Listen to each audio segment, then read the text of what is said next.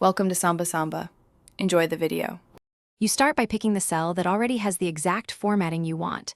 That saves time and avoids rebuilding styles. Once done, look at font, fill, borders, and number format so you know what will copy.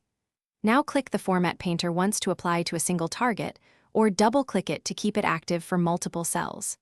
This step matters because the painter transfers both visible and subtle formatting, like number formats and indentation, so your targets match precisely. Next, move to the place you want the formatting applied. If you only need one area, drag across a contiguous range. X cell paints every selected cell instantly.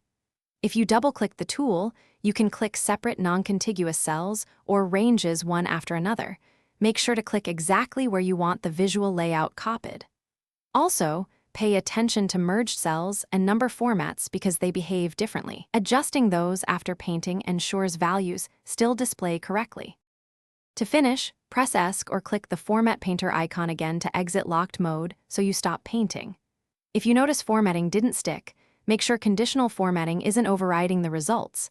Conditional rules take precedence and can hide pasted styles.